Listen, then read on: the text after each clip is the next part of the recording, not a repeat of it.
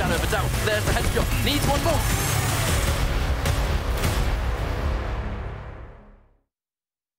Welcome back, everyone, to our weekly coverage here of the Guns of Boom Challenger Series Season 2 as we make our way through into the spring season. We're actually on Cup number 4 here as we'll be covering Europe and North America later on today. We kick things off with Europe first. I'm Jason Kaplan, and this is my son, my younger son here, my youngest. I can't believe you actually went for that. Of the few that I have, hopefully.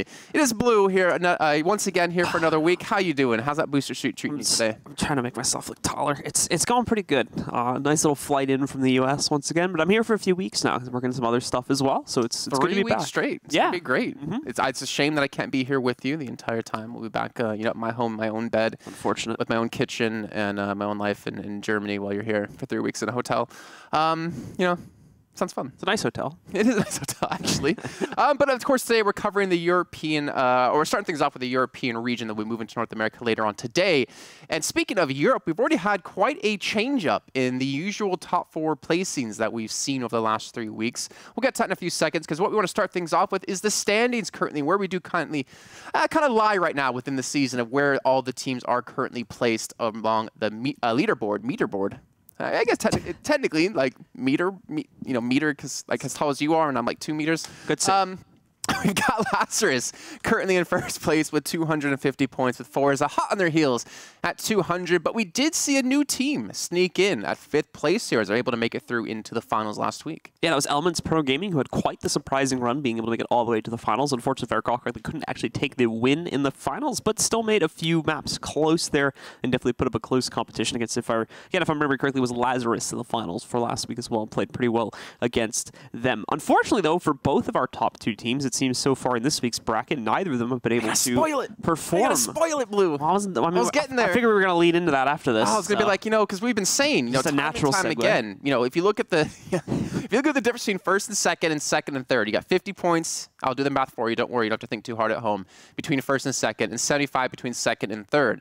And we've been saying almost every week now, because of what we've seen of 75-point difference between second and third week in and week out, is you need to have these weeks where you really stand out as a team. You need to dismantle the top 2 teams to really close that distance. And as you were alluding to, we have had our top 2 teams already be knocked out of the entire tournament so far today, which is pretty crazy considering one of those teams is actually currently in 8th place overall in points. Yeah, so it's definitely going to be interesting to see how this affects the ratings as we get into it. It's also interesting looking at it too, because we had teams that kind of shut up last week, like EPG, that are not in the top 4 all of a sudden as well. So it's really kind of changed up the way that we're going to be looking at the overall ratings for this coming week. It is true. And actually, speaking of looking at the overall standings, we're actually looking at the bracket now and see the teams that are currently going to be playing today for you. We have 4 matches to show you for Europe, recovering both semifinals, the 3rd place match, and of course the finals.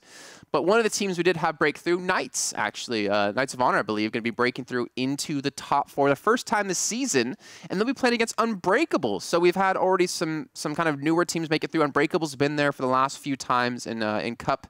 Let's see, in Cup 2, they did break through the top 4. In Cup 3, they broke through the top 4, but they've never broken through into 1st or 2nd place. We'll see if today can be, that kind of game for them today. And then, of course, on the bottom side, interesting enough that Noble finally made it back into the top 4, where they seem to have struggled quite a bit. Especially coming after their Gods of Boom finish and being able to take the top placing there.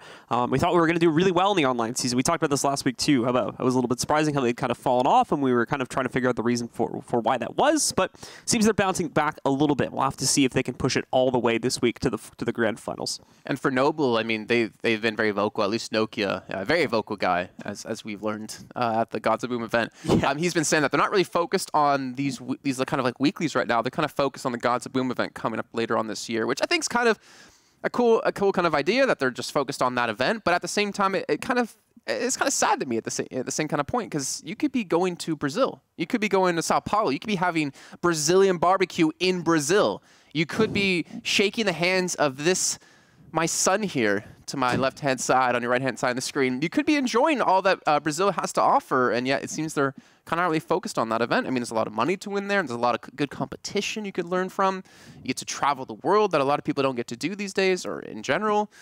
So it's kind of a shame to me to not see them put as much focus in on this. But then again, Nokia is playing with Unbreakable in Texas. It's also weird that they, considering that this is like the main circuit for this game as well, they stay out of the pool. So it's a question of like how they keep themselves up. Are they just increasing the number of scrims they're doing with other teams, or something else to that nature as well? Because I feel like in a game like this that has still like a growing community to it, you have to look much more so towards these kind of weekly tournaments as your practice grounds to make sure you're getting like live public practice and being able to run more specific strategies and being in that tournament mindset. Yeah, and just actually getting to try things in a live environment, because scrims are very controlled, and oftentimes your opponent may not like throw their full weight at you. So it's good to try newer strategies out in tournaments and things like that, which is why I think they'd still want to be doing well in these weekly cups personally. Well, speaking of tournaments, actually, we are just 1 week away from an event live in Texas. Let's watch a little video to get you guys excited and pumped up for what's right around the corner.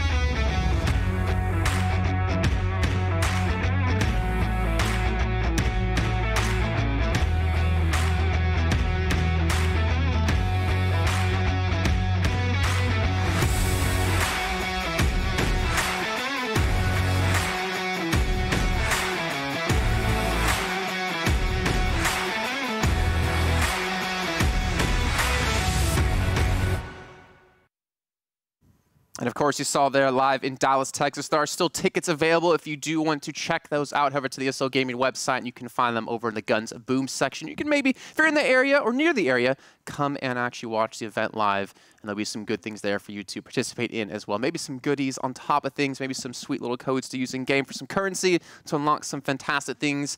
Maybe a special announcer voice pack of my voice. Oh, wow. You had that deal? No. No? I'm kind of hoping if I kind of lean into it, that they'll eventually be like, okay, maybe we should do it. Probably not happening. I have a terrible voice, I know it. But you know, it's not terrible. This first match kicking off now as Knights of Honor going up against Unbreakable here on our first map of Paradise Island. Let's get into it. It's looking like Knights of Honor are going to try to go directly for that central capture point to start off the game for themselves. It works out. They definitely take the cake here. Unfortunately, they're going to lose at least one, if not two, of their players on the opening push, but seem to be holding it regardless. The respawn's working out. It's taking members of Unbreakable just a little bit too long to trade these out to be able to actually push onto the point themselves. That may be changing over these next few seconds. JMY moves in and works with one more teammate to at least get the decap going. It may have just been saved as well by Unbreakable as the rest of their players collapse on top of it, and they're going to be able to completely steal away at this point. Good old Bino just got a 4 at once as well. Notorious going to come in with a nice little quick double. Eventually going to be finished off, and the point will be maintained for Unbreakable. For how long? As Jay most likely going to be overrun here. Bino is not in a position to really back him up, but he hits the first shot, and it's followed up by Beerus to connect with the explosion, so they're going to be able to take down quite a few players. The point will eventually turn back the way of Knights of Honor's favor. For how long?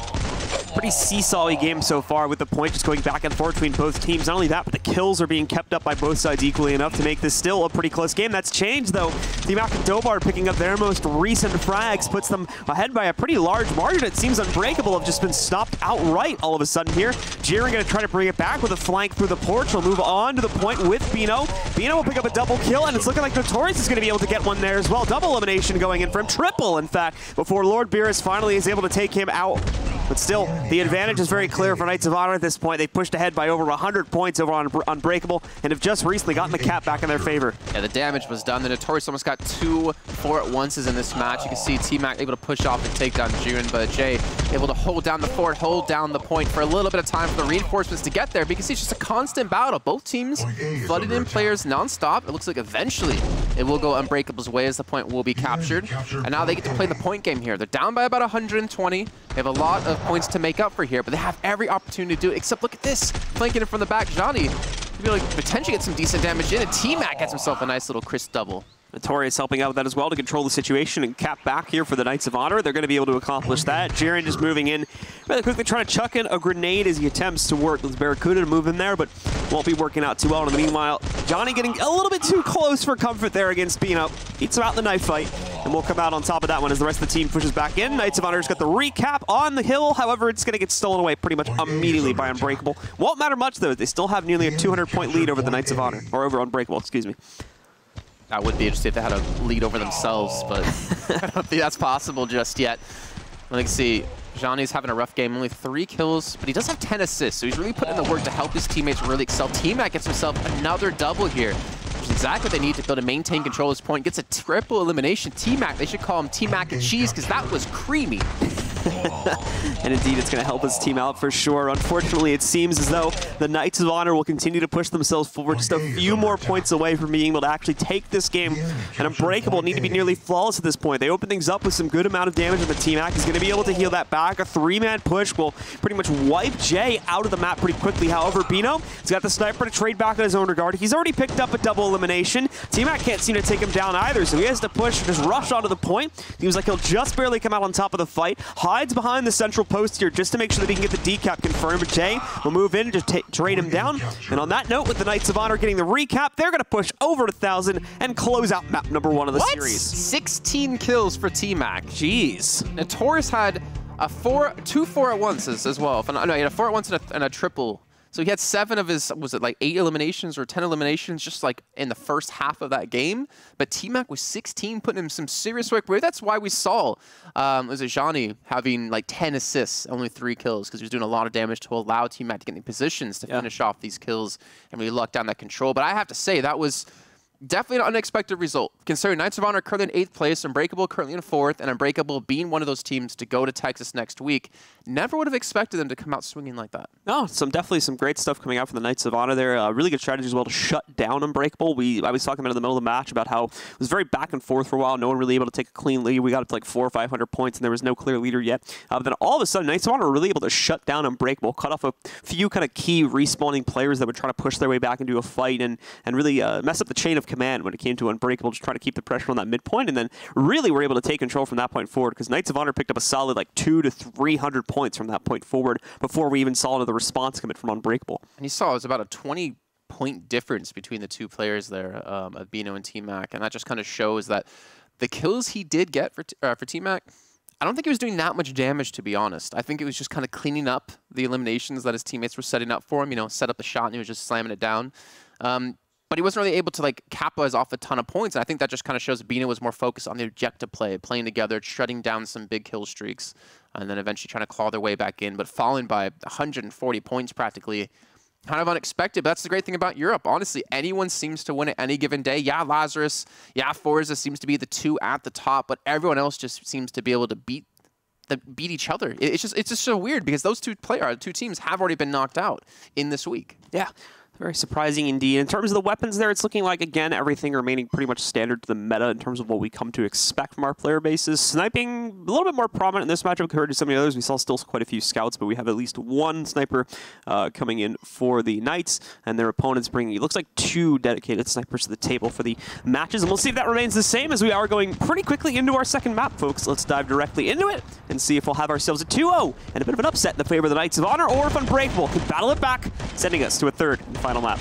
I'm waiting for you to make a Knights of Knee joke in here somewhere. It just seems to not come to light. But you have to wait for the right time for that. That is true. And Lord Beerus, quick little swift instant transmission behind the team, gets himself a double, and eventually going to be shut down. I believe that was by T-Mac, but you can see it's TDM. We're on Old Factory. You do have the lead in favor of Knights of Honor, so they don't have to be the one playing aggressive. And this is one of those maps you can see that's kind of slower play style, and yet Break will try to come in the higher ground with 2. Some easy shots for Notorious. There's a player like right next to him. Another player drops directly on top of him, gets caught with the wrong weapon out, but he does get the elimination nonetheless. And that's still going to be a fantastic, look at that lead, 100 points now between the two. Knights of Honor really cutting ahead here. Once again, it's great too, because they're doing exactly what they did in the last map, where they kind of were able to split up the grouping for Unbreakable and stop them from, you know, forming kind of a big bubble here to push themselves through and pick up kills. Meanwhile, Knights of Honor are doing exactly that, moving themselves together as a singular group, and for the most part, cleaning up shop, although it seems Unbreakable has finally been able to trade this out a little bit better, picking up some points for themselves and bringing this game a little bit closer. So down about 60 at the moment, around 63 here. You see Bino very low HP. Well, now he's on no HP as Dejan is able to take him out of the fight for now. Notorious as well chimes in onto Jiren. Jiren will trade. Johnny gets himself a nice little double there. You can see Dobar currently at 95 points, T-Mac at 81. So T-Mac still having a fantastic game back-to-back, and they're going to need that because he was a big carrying factor on Paradise Islands, and if they want to pull off this 2-0, if they want to take down Unbreakable and really start to build up some points in this, you know, this season we have, the spring season going on, they're going to need this victory. Burn Dot's going to do a lot of damage to both Jay and Johnny. In fact, they're going to end up taking each other out of the game as a result of those dots. Notorious will make a push forward. Unfortunately, he's going to bite off a little bit more than he can handle here as he's traded out a moment later as soon as he rounds the corner there. Looks like T-Mac and one other player here from the Knights of Honor are going to group up and try to push themselves outside his spawn. In the meanwhile, Jiren taking a little bit too much heat there from Johnny. He will go down, and it looks like a second kill will also be picked up by him to continue pushing the Knights of Honor ahead. They're holding these key choke points, and it's really restricting the capabilities for Unbreakable to, more importantly, regroup and try to establish any positioning to figure out just how the heck they can battle this back into their favor. That's constantly why we see the Knights of Honor getting these 100-point boosts that go nearly unresponded to by Unbreakable. I'm actually just amazed that they're allowed to play this aggressive non-stop. It's like Unbreakable's not used to the style. Like typically when you see teams get this kind of lead, they'll sit back, they'll play more passive, and yet they're just constantly battling them. And they're, what, 70 points away from closing out the series, closing out the map, and getting themselves into the finals for the first time in this season. And I think they're going to do it here, Blue. This is looking like Unbreakable just don't really have an answer. This is an incredibly solid series being put up by the Knights of Honor. Really just a few more frags away, and there we go. They get it done. 500 to 355. Beautiful stuff by the Knights of Honor. And once again, it's no surprise that we see T-Mac leading the way as the top scorer for the team. Again, I called him mac and cheese earlier on. Someone cut up the jalapenos because his play was even spicier. I don't know where I'm going with this. I'm just really hungry. I keep talking about food. But had a fantastic game back-to-back, and that's kind of what you need. You have that really standout player. I do wonder, though, because some teams, when you have that one player and only one player that stands out, if that player is not doing well in that match, then you can potentially be losing maps and losing matches. But I think him and his team played well. Like, that really aggressive play on Old Factory was unexpected, and it worked. We'll see. You can't argue with it. We'll see how this potentially changes up as we go into future matchups. Well, for this week, it would only be the grand finals, of course, but matches in future weeks as well. And if we see if that kind of performance can stay consistent for T-Mac, and not only that, but if we see some of the other teammates shine too, because I think we unfortunately got a little bit too short of a preview of the rest of the team to talk about really anyone else on the squad besides T-Mac there. But still, it seemed like the other 4 members of the team were keeping up pretty well. So I'm not too worried about it being kind of like a one-man leader factor just yet on the Knights of Honor. Yeah, I mean, the top scorer on Knights of Honor was lower than the top scorer from Unbreakable, but that just shows that everyone on Knights of Honor was playing better than Unbreakable. Like, they didn't need that one player to like really carry them through. They had everyone performing at a really good level, which means their communication was great. They were obviously taking the fights in situations they could win them out. And now they have their victory. They have their first berth into the grand finals, and they have their chance to pick up now 100 points and a minimum of 75, which would be a hell of a lot considering they're currently on 50. Won't really take him through into top 4, I think, just yet, because Unbreakable still should be ahead of them. But it is a good step in the right direction, and it's a step that need to continue to go in over the next few weeks to have a chance to break through into the top 2 and obviously break through into Brazil, into Sao Paulo. Blue, we have to head to a short break, but when we come back, we'll be kicking off our next match. It's going to be Noble up against us 2, and you're not going to want to miss it.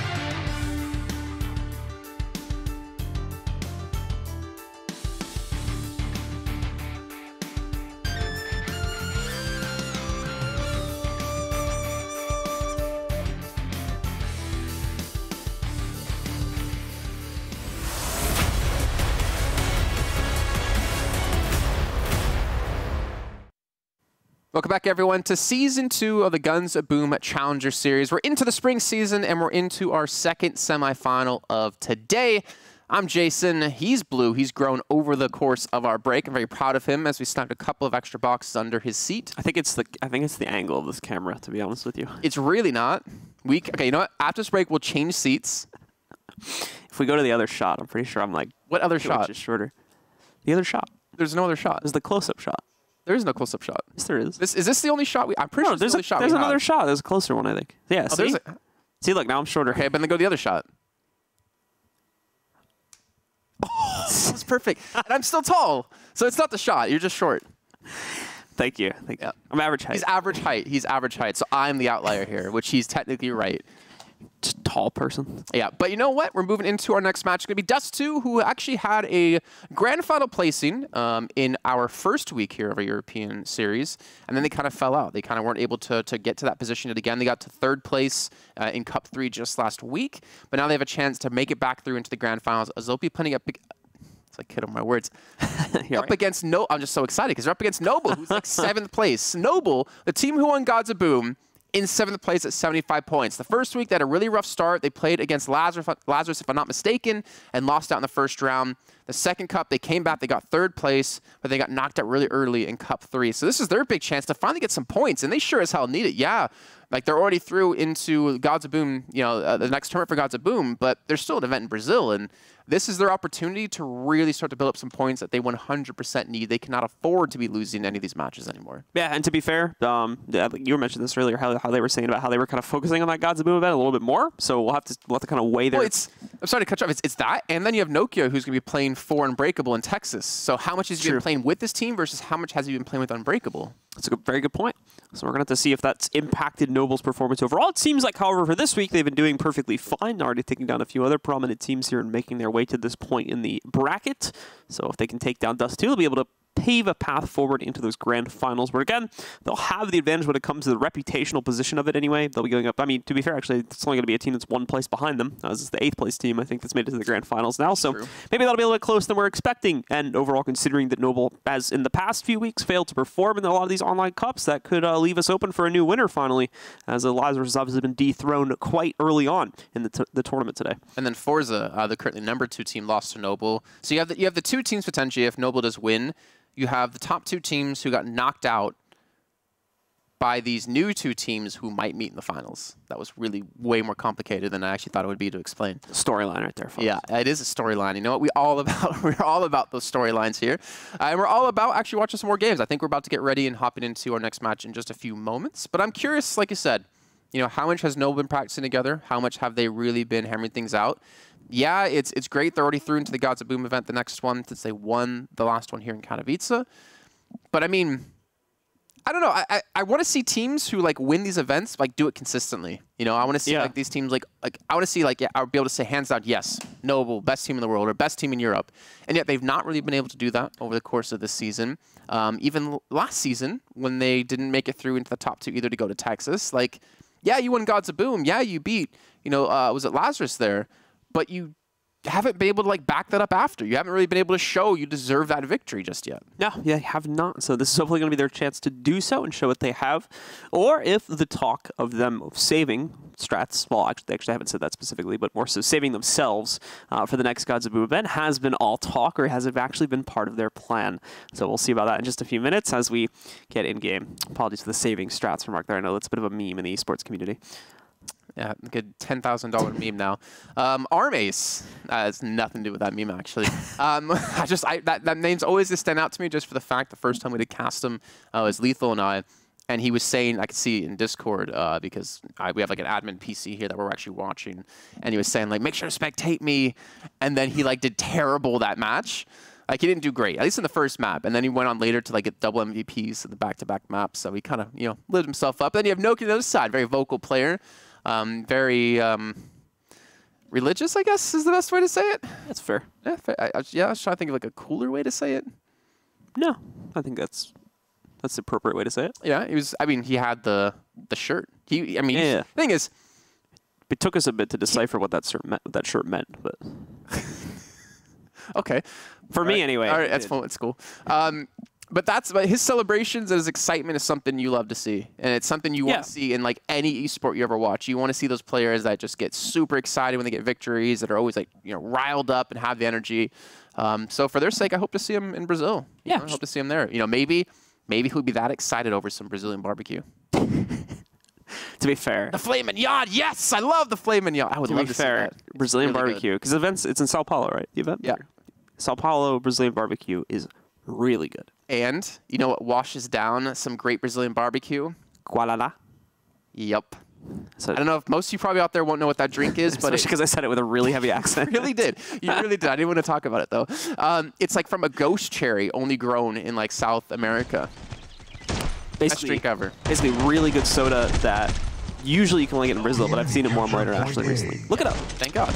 Oh, there we go. As we're kicking things off here on Paradise Island, looks like Noble's going to get the first initial control here.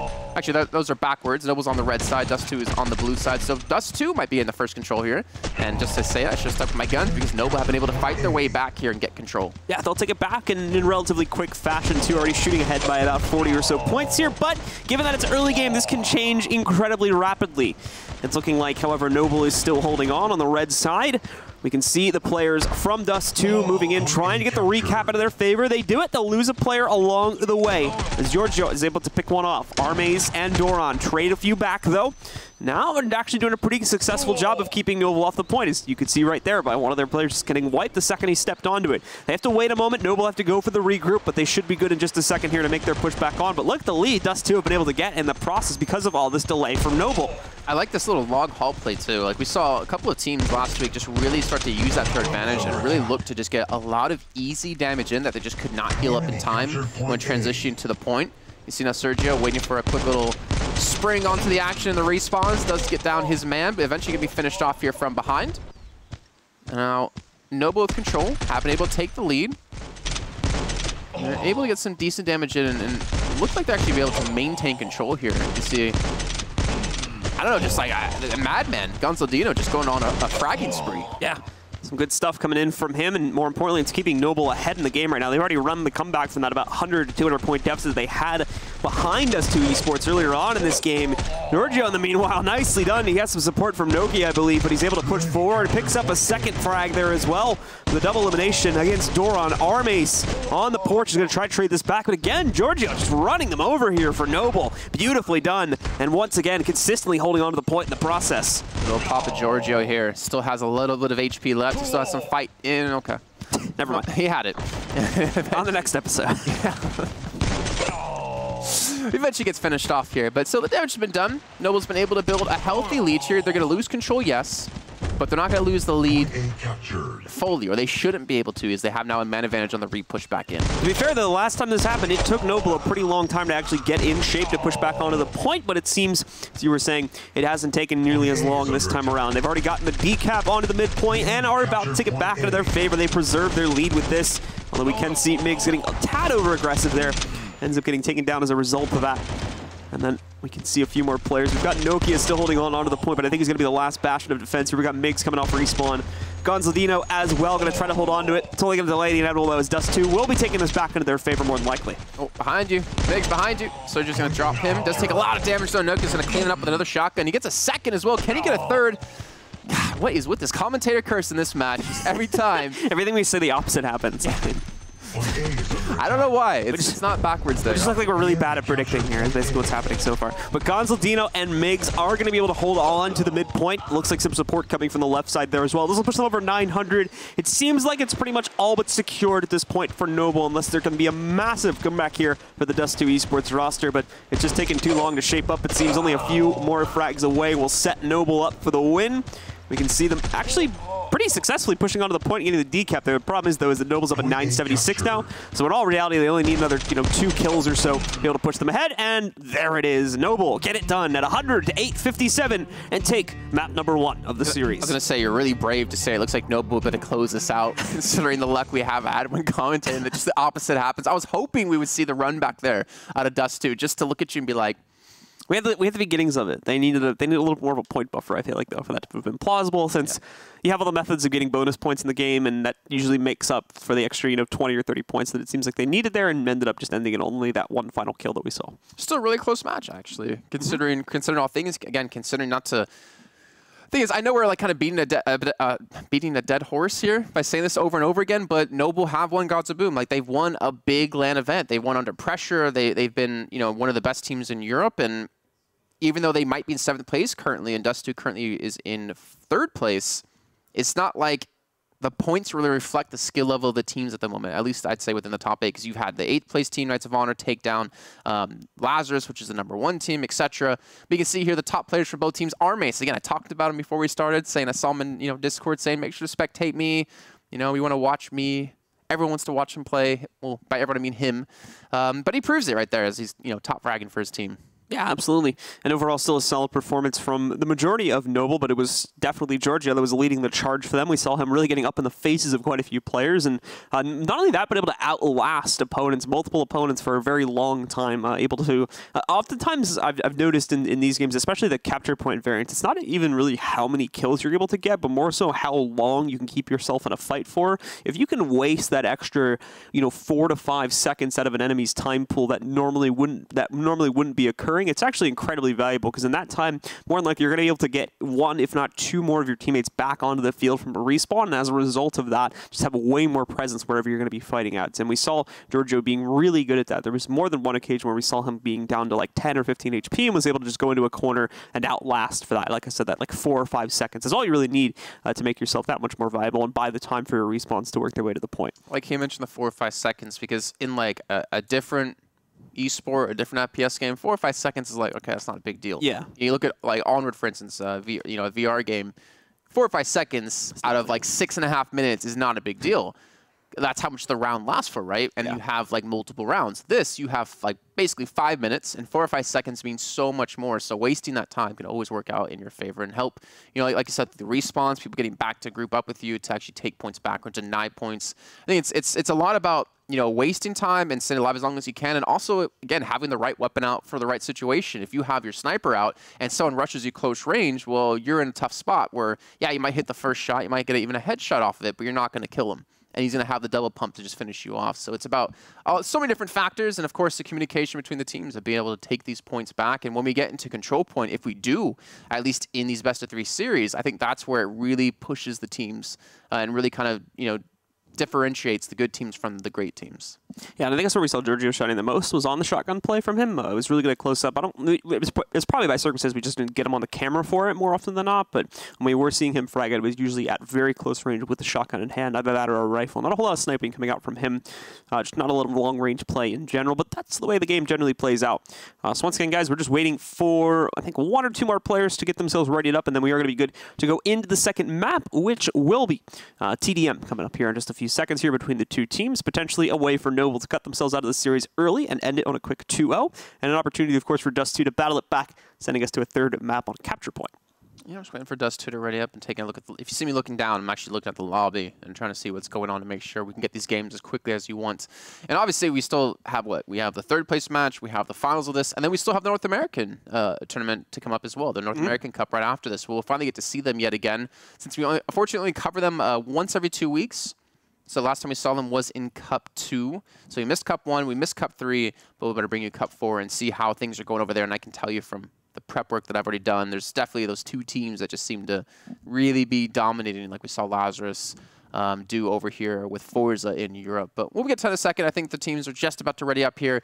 Old Factory, I'm imagining with these 2 teams, we're not going to be seeing what we saw in the last match between Knights and Unbreakable. We're not going to see one of those teams getting super aggressive the entire time. I think they're going to play more of a respect game, more of a passive game, more of a point game, more of a lead game, not a point game of, hey, we're up by 20 points. Let's just play passive, make them come to us, and always get these like favorable exchanges. Yep, and that will be starting in just a couple seconds here, guys. We're down to 1 player now we're waiting on. You want to call him out? It's Doron. Oh, I didn't think you were actually going to do it. Jeez. It's always fun to do that. Man. Depending on the viewership for the show, you could get like 4 or 5 tweets at a player if you call them out like that. Sometimes it speeds them up, gets them into the server a bit quicker. Well, if he's looking at his his Twitter and not looking at his I mean, he's on a phone, right? like, So if, yeah, if he gets a couple Twitter pop-ups, if you have your pop-ups on while you're playing, like, come on. well, you'd think clearly they'd have those off, right?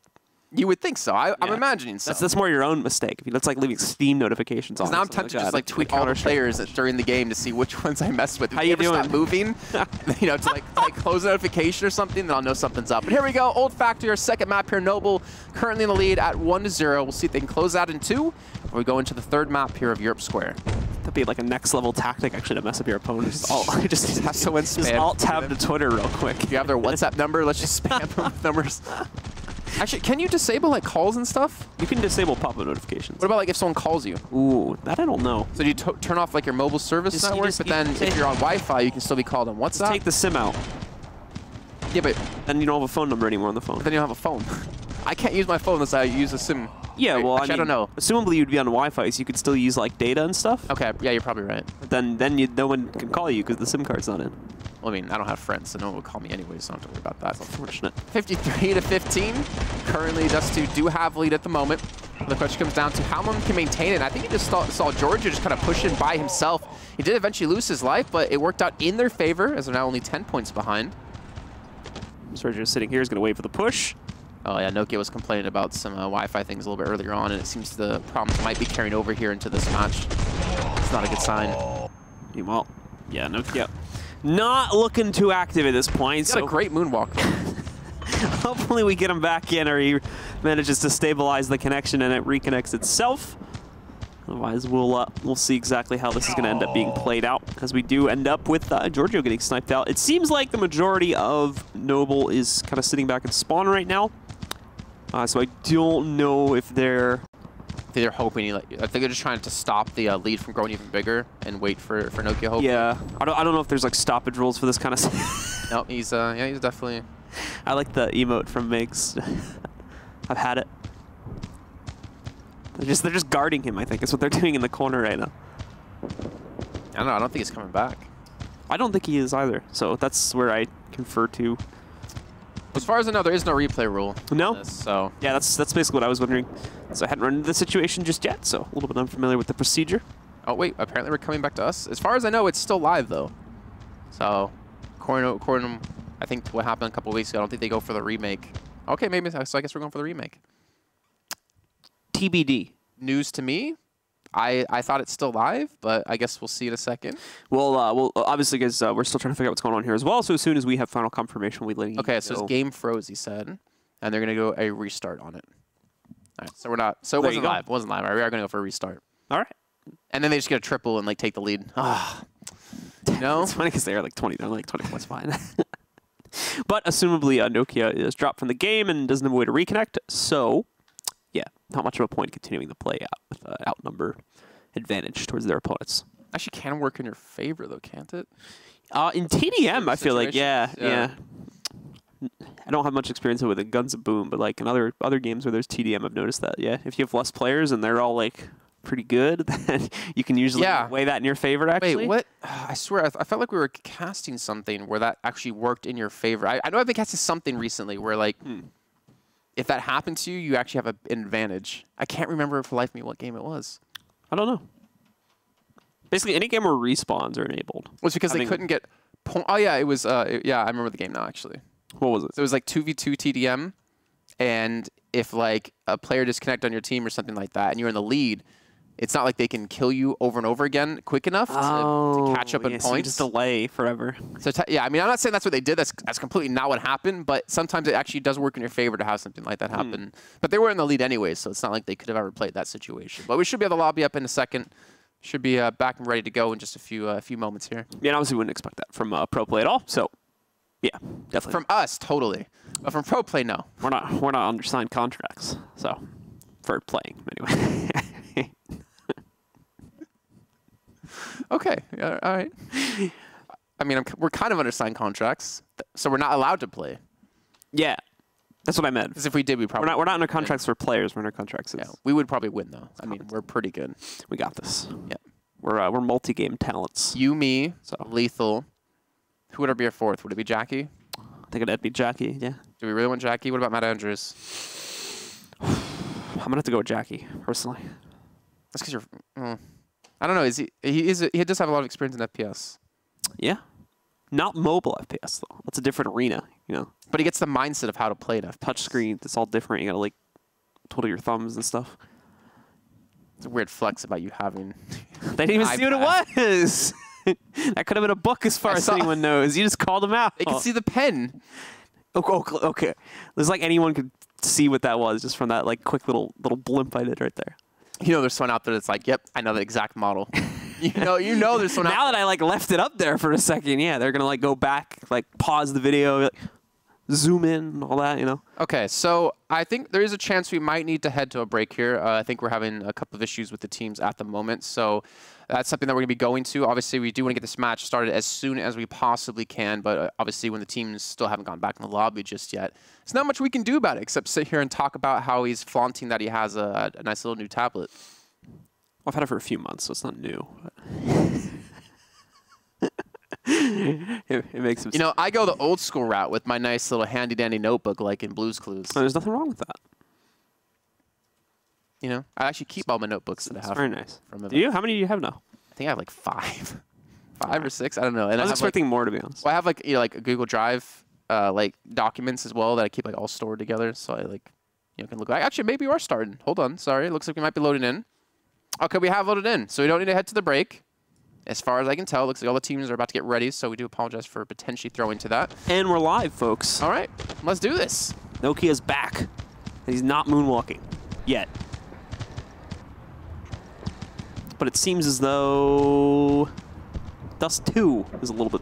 Okay, never mind. I was about to say Dust 2 is like sitting in spawn now, so hoping they didn't have an issue as well, but it doesn't seem like that's the case. Both teams move their way out. It's Armace to strike first, and overall an even exchange from both teams at the beginning of this match will leave them dead even at 44-44. Get All right. Great camera switch. All right. I thought Armace got dropped there from that one. Great little shot. Again, another little follow-up with the explosions. And just like we saw on the first make, Dust 2 are still with the lead and maintaining it here and even growing at some points. But Nokia's going to come in with a nice double to help close that gap. About 30 points between the two teams. And yet, Noble is still going to be on the back foot another time. It's a nice nade. Fortunes doesn't end up doing that much damage. Still at full HP here. Meanwhile, Giorgio will move forward, gets a quick 1-for-1 exchange. Sergio trying to accomplish the same thing against Nokia, who's making the push against them, but Nokia definitely comes out on the losing end of that one. Sergio actually holding his own, still pretty high HP as well. Gets himself a triple elimination after taking down Gonzaldino. Nearly wipes the entire squad from Noble. Nicely done. Fatality. I guess that's more of brutality. We need those. It was great. I mean, he's got like a nice little Mortal Kombat logo on the back. I mean, I don't think it's actually called that, but that's what I see. So, Dust 2 now, 269 points to the 139. They're 130 points ahead. We don't really see leads like this happen. I mean, yeah, we had something similar in our first match of Knights up against Unbreakable, but that is still not a lead you often see when it comes to, being the semifinals here of our weekly cups. Besides that, kills are going to kind of go back and forth right now. No real clear leader coming out of these skirmishes, but it's still Dust 2 that have the overall lead in the map, of course, and it'll push that a little bit further as Armace gets another very nice rocket kill against Gonzaldino once again. Rest of the team moving themselves forward. Doron looks like trying to do a little bit of sniping work. It actually works out pretty well. Giorgio gets most of his HP melted there, about half of it going away. It's going to be Armace that picks up next actual frag here for these guys. And it does seem like, at least in this most recent exchange, nice correction there from Gonzaldino too, got engaged on. You can see the fire dot, in fact, still ticking onto him, but was able to quickly adjust with the sniper and fire that back. Unfortunately, still at low HP, the spleen is going to be able to trade him relatively quickly, and this helps to keep the trades going in Dust 2's favor. More importantly, keep that 100-point lead that they have strong and consistent. We've seen so many snipes in this game, in this match, actually, compared to the last one where it was more shotgun-oriented. A lot of long-distance damage being done here by both these two teams, looking for those angles, looking for that clean, free damage before they do commit. But again, I think it comes down to the way Dust 2 are holding defensively here. They're not allowing Noble to have these up-close and personal kind of fights. So they're forcing them to play with the long-range weapons, and you can see about 60 points between the two. Noble have 1:45 left to actually close this gap, and will ideally take the lead back for themselves if they want to close out a 2-0. Otherwise, going over to some CP here, or some control with some Europe Square. Only about 3 or 4 kills away from being able to do this as well, so it's certainly possible. It's just, like you said, it's more a matter of time at this point with how slowly each of these guys are taking these games. Migs ends up in a pretty bad situation, but is able to go 1 for 1 at least, but that doesn't serve their end goals too well, considering how far ahead Dust2 have gotten now. Nearly at 450 points, only 50 points away, 55 that is, from actually closing out the map itself. Seems like they have the strong leading position. No one wants to play this passively, but they really can't afford to do so, and unfortunately are still going to end up on the losing end of the fight when it does finally get pushed their way. 471, really just a few more knockouts away. Now 498. It seems like Dust2 have this one in the bag, unless they're going to be a really incredible comeback with basically no mistakes at all being made by Noble over these next 55 seconds. Yeah, I don't see a world where Noble does not lose a single player over the course of the next 40 seconds. They do get a nice little double, but again, just 1 elimination is all it needs to close out that map. And that's going to be Dust2 taking us to a 3rd and final map here in the series. Pretty close in the stats department there, looking at all the players, pretty much everyone on the Dust2 roster being within 1 or 2 knockouts of each other, so each player definitely contributing pretty evenly. It seems like Armace led the charge by that very small margin. It was kind of the MVP for his team, but overall, a solid performance, a very passive-styled game from both of our teams when it came down to how exactly it was played out. And as you're mentioning, a lot of sniping going on too, a lot of pick-style play where teams are just sitting back, holding angles, and trying their best to kind of knock players out as quickly as possible. You can see here Armace again, back-to-back MVPs, 165 points, 9 eliminations up against the 177 for Nokia. So you can definitely see he was a major presence, and you can see why they need to remake it after he did unfortunately have some problems, some issues. Definitely a standout player for his team there, but again, being standout was not enough. They were still felled eventually by about 30, 40 points. But there's still another chance here. And the winner of this obviously goes on to play against Knights of Honor in the finals. And loser goes on to play against Unbreakable here in our 3rd place match. I don't know who I want to see play Unbreakable, because there's a lot of history between Unbreakable and Noble. But at the same time, I would like to see Noble, perform better this season. I want to see them in Brazil potentially, I want to see them defending that title that they did win back in Katowice just, well, it's actually, I was going to say a few weeks, but it's actually way longer than that now. I just can't believe we're in April already in this year. About a month? Over that. Yeah, no, yeah, about a month. And almost a month, exactly. Wow. Long time. Time flying by. Mm-hmm. We've already had, obviously, the few weeks of the Challenger Series get played out in between then. That's going to lead us into our first Pro Series event this weekend. And then following that, of course, we move over to Brazil. Yeah, I can't believe Texas is like literally less than a week away now. Like I'll literally be flying there in 5 days. Count it right? Yeah. Yeah? You sure? Double check the hands again? Yeah. 5 days. I just want to make you count your hands again. So yeah, he'll be leaving for that. Well, how else do you count? Like in my head, not with but my fingers. When you're like on days like this, like you can mess it up really easily. You could, yeah. Yeah. And I want to look like an idiot on air. That's the skill, though. Is you do it like this, because now they don't see I'm using my hands. See, I'm counting on my hands right now. You guys don't see it because this is here. You're just not relatable to the people, to us normal people out there. Well, I'm not normal. You might be average in height, but you're not average, I guess, in the world when it comes to being normal and using your fingers visually. Because I like to prove to everyone out there I have 5 fingers. You never know. I could have had like 4. Was that an important question on people's minds? It could be. You never know. There could be that one person out there like, I wonder how many fingers they have. But they don't know how many toes they have. That's the real killer. Except it's just 10. It's pretty normal. Yeah. Kind of spoiled it. I think we both have a normal amount of appendages here. Well, anyways, we are obviously waiting for the 3rd map to get started. I think we're just waiting for the teams to start up here. I think a couple of questions here for the admins in the meantime. I still have North America to come up after this. Don't actually know where we are currently in the cup for that. I think you do have it on your handy-dandy tablet. Give me a moment. Because if you don't, then why do you have that tablet? I'm going to load a few pages here. It's the internet, so. Okay. I was going to stare at you while you load it. They, as far as I can tell, haven't even started yet, so. Really? Yeah. They start. Actually, to be fair, we still have 2 matches to go, 2 best of 5. They start in an hour, if I recall. That sounds fair. Yeah. That sounds fair. So it's going to be a bit before we see any results coming out of North America. We apologize for that, but like we said, it doesn't start for another hour or so here. So we'll be feeding those results to you guys as soon as they do roll in and try to update you on how exactly the standings will be playing out now as well. But like we said, third map between these two teams coming up in just a few seconds here. It's going to be our first capture point map of the day as well. So it should be fun to jump into that and see how these two teams fare. Now, the last objective-based game I went on for King of the Hill back on the first map was pretty dominant in Dust 2's favor. And normally we've seen the teams that win that first objective theme map usually carry that through onto further ones. So Dust 2's going to have a slight advantage in my eyes going on to this one, especially with how close the TDM map was that we just played on. Noble's definitely going to have to kick themselves up a little bit here if they want to be able to take this. See, I'm going the other way with that. Are you? Yeah, I feel like Noble seem to be the better team when it comes to objective-based play. Okay. And also adapting to like styles and figuring out like what's the next move and the way to kind of, you know, be the puppet master of your team and tell your players where to go and where to collapse and where to attack. So I'm gonna go with Noble on this one. All right, cool. Yeah, we're still friends, right? I hope so.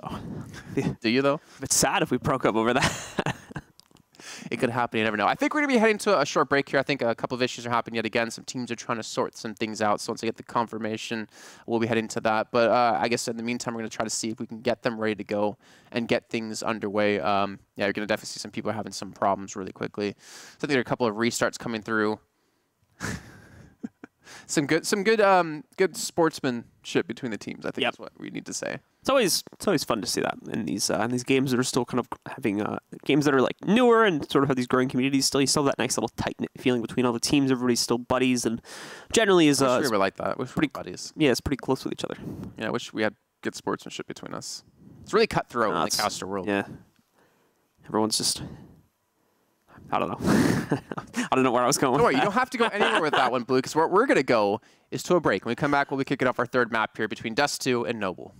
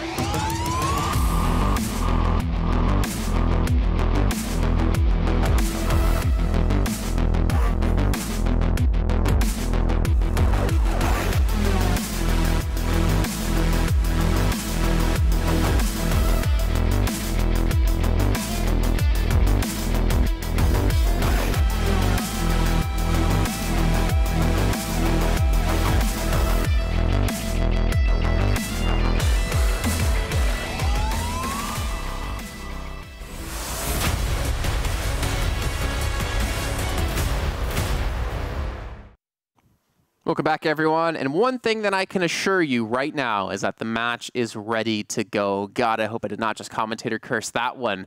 Did you just... Did you just... No, I did my fingers crossed. Oh, I thought you... The finger up. No. Was this the... What is it called? Air quotation? Air quotes. Air quotes, yeah. Air quotes. And I can see we have loaded into Europe Square, so I'll be kicking this off in just a few seconds.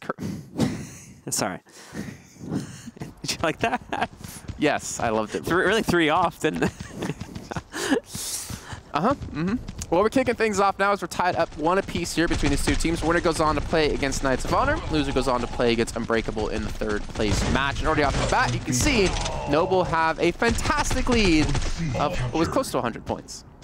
And we're going to see if they can grow that further. Now, this is the thing that we've seen them do quite a bit, actually, is kind of ignore their home point at the start, which in this case would have been A, and instead try to just basically rush straight towards middle to overwhelm that. It's worked out pretty well for them, so they're going to be able to take control of that. They go back, they back up their home point. They're coming under pressure in mid now, though, so they're going to have to push back in and be able to hold control of this. The decap nearly moving its way in towards the B point, and they will successfully decap it, but it looks like they're going to be able to trade it back and at least start the progress of capping it towards themselves. However, that could very well, it's actually going to sit completely neutral there for a few seconds, which is actually a very rare sight from our experience here. But ultimately, it's going to continue to kind of seesaw back and forth. It looked like it was going to go over here towards Noble, but now is not the case anymore. Also, A's getting back-capped away from them. C's getting back-capped away from Dust 2. It's kind of crazy right now. No one has control over anything. Point C. This is pretty much just a TDM now between the two teams, except obviously the point cap's a little bit different. Finally, some points can be locked down. It's going over to Dust 2 as they have a 2-point hold. A and B currently. Mig's trying to come in here to fight his way back. He's got a lot of people around him. He's got a lot of people to find as he gets the 1v1. And he's actually going to trade out on that elimination. And Georgia's going to be there to actually capture this. So it should be B back in their hands. In the meantime, I think that's going to be C taken away from them. But they might be able to get A back in their hands. It's very, very crazy matches so far. Not a lot of control out of either team. Points constantly flipping as well. It's actually going to push the. It's actually going to serve to push these teams' point totals a little bit higher, a little bit quicker. But I think the inconsistency of actual control of the points is making up for that. It's still making it a relatively standard-paced game here so far. Noble, though, close to rounding a comeback at this point, only about 50 points behind, and they are looking like they're going to be able to maintain at least temporarily control over B, which may be enough to make up the difference. Seems not, though, as they do get one more player onto that midpoint and are going to be able to steal it away. But again, the back caps continue to roll in here. C stolen away from Dust 2, so at the moment, it's Noble with the only actual control of a point. Everything else is either neutral or in the process of being capped. Georgia doing some serious work. They get themselves a big triple elimination that they need, and now they have the point lead as well. They do have control of B, and they're losing C in the meantime, but I imagine to go for the quick reinforcements over there, potentially lock and hold that one down. Now the swing going to be by himself over towards B. Just have a player off towards one of his sides. Doesn't seem like the engagement's really come through. Makes it a decent amount of damage now done, but the problem is they've lost control of B, they've lost control of C and A, they've pretty much lost control of everything here on the map, and Dust 2 might just get a massive lead off the back of this. They are going to lose A, so unfortunately, they don't keep the triple cap going for that long. They did have it for a few seconds, though, and as you were mentioning, it pushes them ahead to a pretty large degree. Gonzaldino moving in, though, gets the quick double elimination to possibly battle back for control of B. It will get decapped at minimum. The points will stop rolling in for Noble, and it's looking like with the amount of players they have on top of it, it's a pretty simple task to complete it as well. They bring it back. Noble as well may just be able to take the lead. It's really going to come down to the wire between these two teams here, as it's very close, but just now, Noble, actually no, the one kill that goes in Dust 2 favor inches them back into the lead, at least temporarily for now, and man, we can't have a clear leader coming out. It's going to come down to the last 100 points. I'm honestly surprised to see Noble actually have a lead right now, considering they were triple capped against them. You can see the pistol being brought out, trying to do some serious work here. A little bit unfortunate at the moment, as it's going to close out, and Noble, after being behind for a majority of the time, able to take the lead and take the map and get themselves through into the finals. Just barely as well there. Like we said, they were triple capped, and that managed to put their opponents, that managed to put them all the way up to about 1,000, if not 1,100 points on its own. So still, even past that, able to make the comeback happen. Really great stuff from Noble, and certainly a deserved win for them to be able to take the series 2-1 and push themselves into the grand finals. So we do have our matches now set in stone here. We've got Unbreakable up against Dust 2 and Knights of Honor against Noble. So a big match, actually. Funny enough, our final is between our 7th and 8th place team.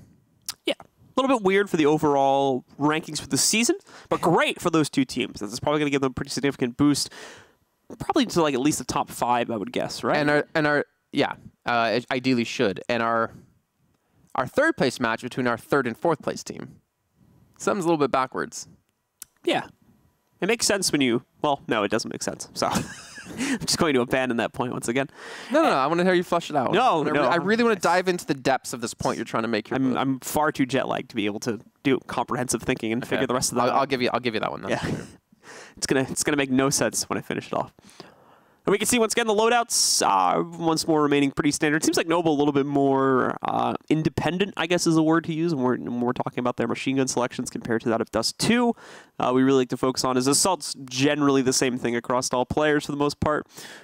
You can see we get the fire DPS and no sniping going on in that game at all. It's what I personally like to look at when we look at the weapon selection, at least, is how much kind of long-range capability your team's going for, while not in any variation like the shotgun department. Those are the two main weapons we see teams bringing in a lot, that and the rifles, but not a whole lot of it. So neither team really choosing to go for any type of sniping action on that map.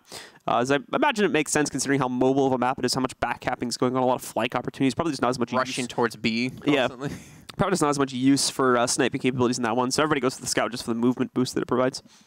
All right, well, ladies and gentlemen, we do have to head to a break. I know we just came back from one, but we obviously have to set up our next match. It will be our fourth place match. We're going to find out who's going to take home the luscious points between Dust 2 and Unbreakable, so don't go anywhere.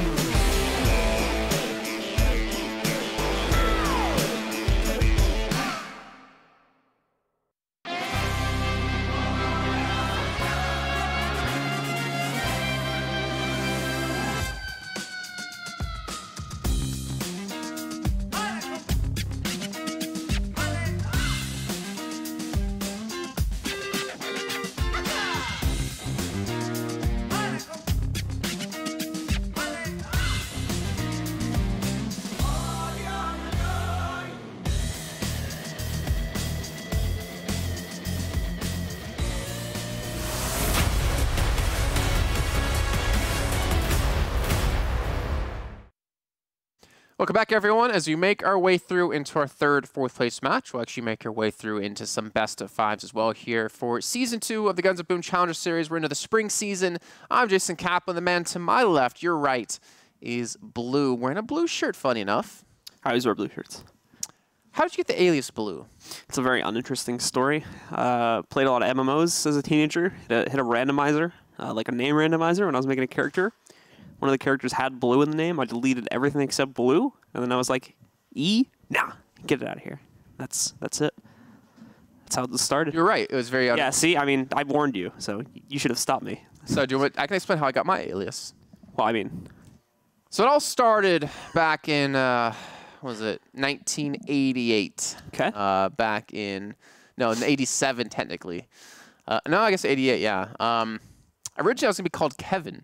I found out a little bit later on in life. Kevin Kaplan. Yeah, my mother wanted to name me Kevin, and then they realized this is probably not a great name, so they went with Jason. I actually thought I would have been a great Kevin. And plus, Kevin Kaplan, like Bruce Banner, like any superhero basically has like alliteration with their first and last name. Yeah, the superhero kind of rhyming almost name. Yeah. Or sound alike. Or Benjamin Button, not a superhero. Technically, he might age you backwards, which is like the worst superpower ever to have. That's how I got my name. Well, how I did not get Kevin, and how it's my alias now. Now Benjamin Button is a superhero. That's what you took away from that? Pretty much. Yeah. Okay.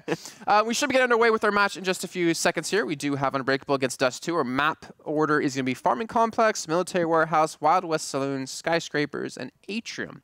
We do need our fourth and fifth map here. And funny enough, as we were saying before the break, it's our third and fourth place teams meeting up in our third, fourth place match. A little bit odd. What? Third, fourth place team? Third. Yeah, it makes sense, right? But it's a little bit odd considering the overall standings and what the finals is, which is our 7th and 8th place teams for the overall season. So things are a little bit Blue, topsy-turvy today. Blue, things are A-okay right now, okay? Oh, careful.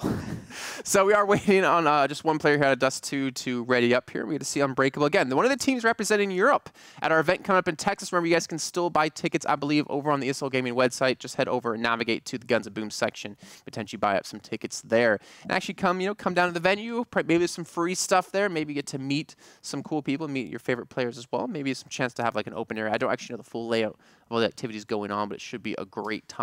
Maybe come kick with us and have some great little barbecue as well.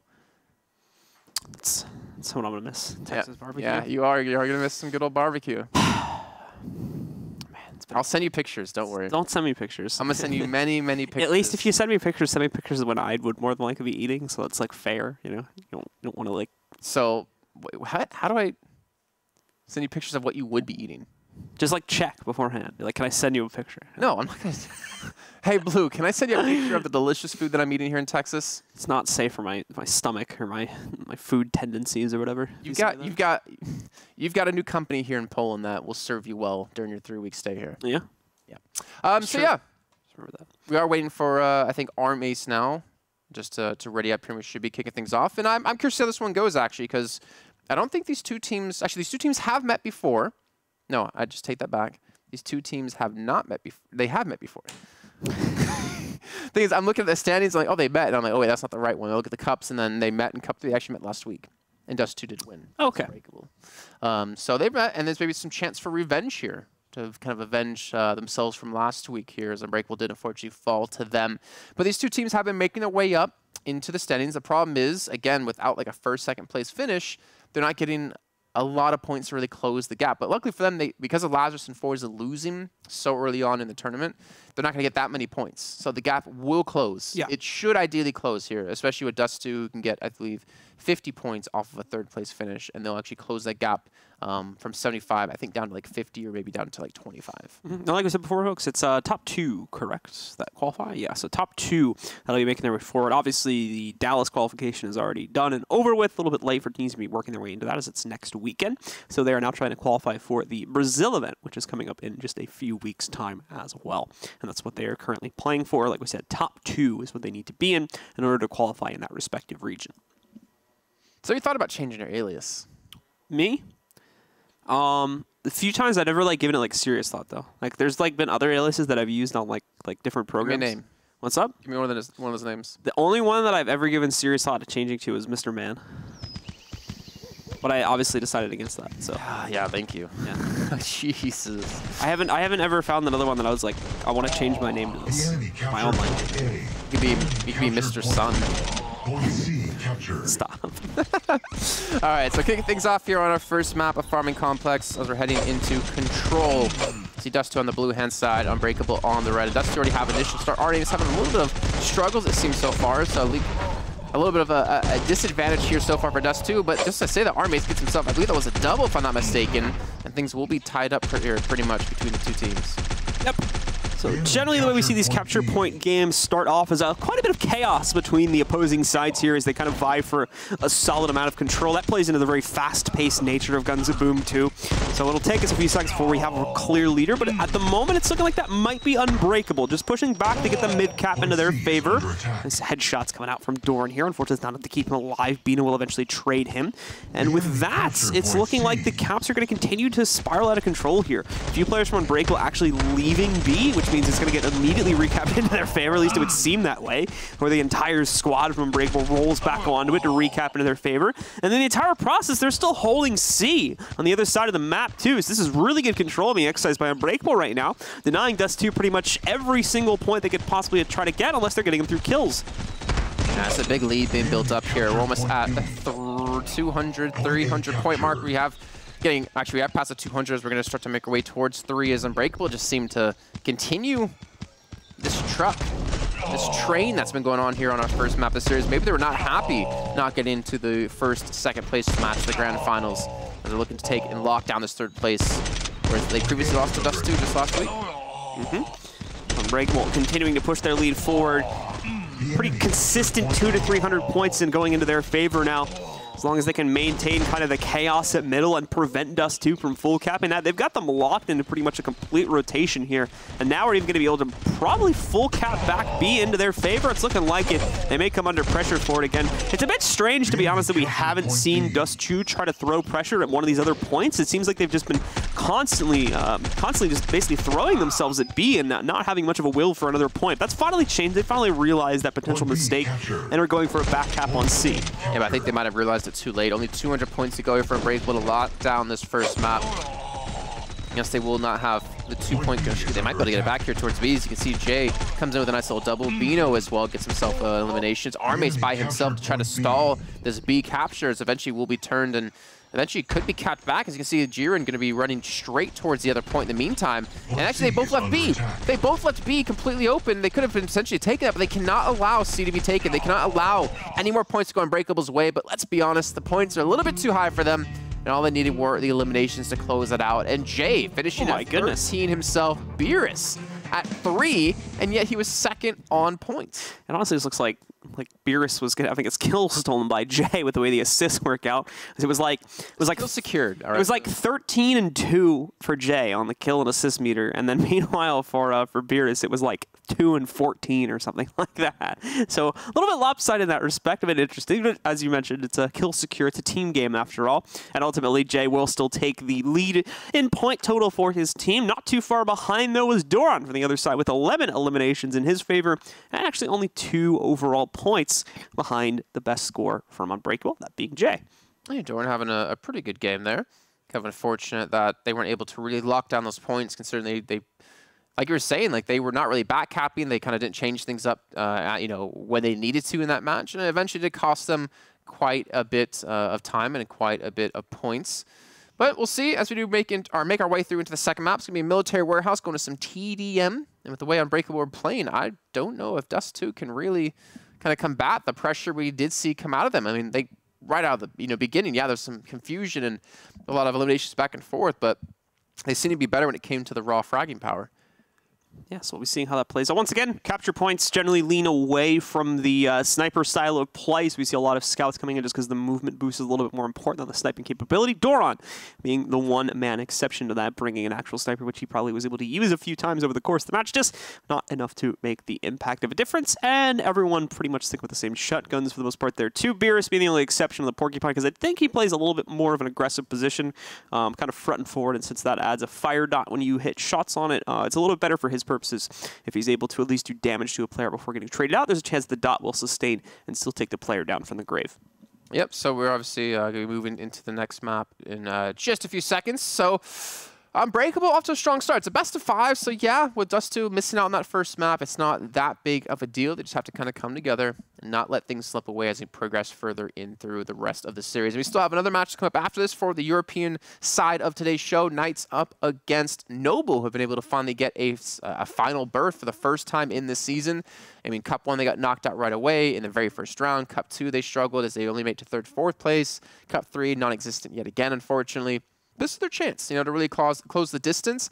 I just wonder, is it enough, really? Like, Lazarus and forZe have already set themselves so far ahead, and maybe they had a bad cup this week, but if they have another good placing next week, they're still going to be able to maintain these positions. So we not only need to see these teams like Knights and Noble and Unbreakable and Dust2, be able to break through like this into like the top spots, but they have to do it time and time again, week in and week out, if they want to take one of these placings. It requires a lot of consistency to maintain such a top position, especially after your team gets off to such a good start, like we've seen in the case of Lazarus and forZe, who had the first 2 to 3 weeks of cups to go pretty decisively into their favor. At very minimum, make it to the semifinals or third place match every single time, which guarantees you like the good amount of points. But for the most part, they're making it even further than that.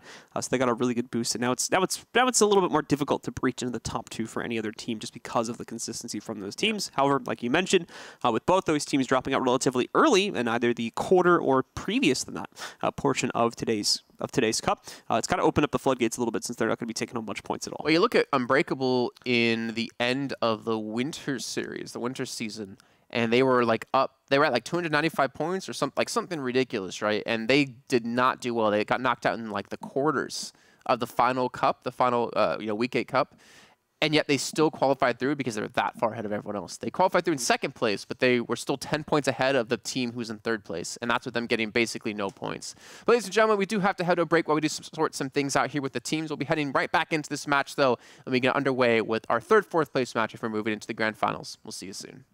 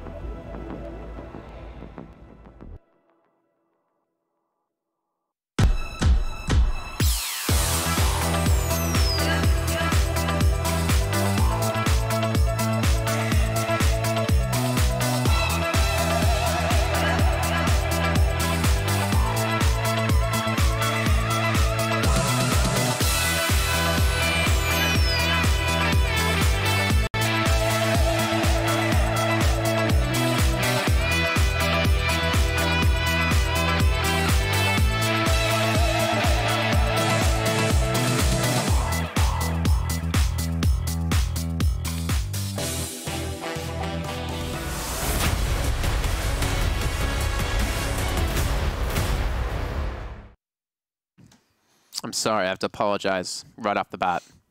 I have lied to you. How'd you lie to them?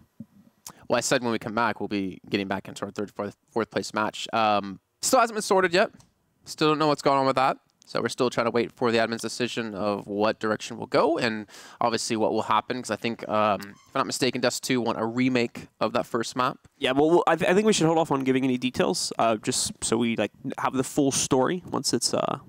I do have the full story. I was reading. Is it finalized? Do we have the decision? No, I said that's what's being discussed right now. Oh, okay. That they want to remake the first map. Oh, we didn't say why though. So. And Unbreakable. I mean, obviously, when you win the map, you just want to keep going, right? You want to keep playing. You want to keep winning. You want to take that map lead because obviously a lot of points for the teams. Still some extra money on the side you can make, and both these two teams obviously need these points going into the placings for Brazil. I mean, obviously being flown halfway across the world would be sweet, especially here in Europe, North America. A little bit of a shorter flight for you. Yeah. And you know a lot about long flights, if I'm not mistaken. Over these last 3 weeks, yes, I know a lot about long flights. Yes, you do. I could at least for economy class, I could give you anything you need to know about a long-term flight. Yeah, don't do economy. I mean, fortunately, business class is a bit expensive, so. You know, if I was in control, I would do it for you. I'd give you business. Oh, would you? No. Yeah. Really? You're short. You don't need business. I'm tall. My legs are digging into the seat. No, you're not. To need business, I'm tall enough to you where don't have any leg problems. my kneecaps will start bumping on this, especially if someone reclines. If someone leans back, then I don't know why I did that, but someone leans back, then my kneecap. Oh, it barely touches your knees. But just imagine that my knees. I need to stretch. Don't even have, oh my God. I'm window seat. There's no getting up with me. I'm locked in that Do flight. you know how angry that makes me right now? I'm locked in that seat for like 10 hours. There's no moving. I gotta be able to stretch. I know, because that's rude to the people next to me. What if they're sleeping? You wake them up. But I chose the window seat. Yeah, and well, they chose the middle and the aisle seat. All right, choose the middle seat. That's true. Let's clear that out of the way. But they choose those seats knowing that, yes, they will potentially have to get up. I suppose so. And you're telling me you expect people to sit there for 10 hours not standing. My general rule of thumb is like for a long haul flight, you it's 2 times you can get up, and then after that it's like rude, basically. Unless you obviously have like a chronic issue, at which point then it's excusable. But what if you're 6'6" and you have no room for your legs? Is it okay to get up more than 2 times? I would start to get being tall a chronic issue. I would start getting no. It's not. I would start getting angry after 2 times, basically. Okay. Well, good to know never to fly sitting next to you. Unless so ask me to get more than 2 times. Unless I'm on the aisle, then I'm like, no, I'm not getting up. That's why I picked the window seat, because I get annoyed when people ask me to get up. So I avoid that issue. Yeah, but if you choose the aisle, you have all the legroom you want, so you technically can get up more than twice. Yeah, but I don't want to get up. I'm trying to confuse it. Okay, so and it's worked. Update for you. Yeah, it just frustrated me more than anything. So we're doing a remake of the first map here. We'll be heading back into Farming Complex another time. So it is currently 0-0 between the two teams. That first map did not count, and we're going into our second playthrough of it. Yeah, basically ignore that first map as it doesn't count. We're going back into it once again, folks. So let's do this all over again. Dust 2 eSports on the blue team. Unbreakable will be on the red squad. We're jumping right into it. It's going to start off relatively similar fashion to what we saw on map number 1. A lot of backcapping going on. Of course, most of the competition happening here at the midpoint, trying to take control over that. And it looks like it is, at the initial outset, going to go over towards Unbreakable. And, well, Unbreakable did win it by about, what, 400 points in the first playthrough? And so, yeah. we're going to see if they can do it yet again. Hopefully for Dust 2's sake, I mean, they'll be able to actually have a little bit of a different scoreline and ultimately, hopefully, in their favor, if you're a fan of them.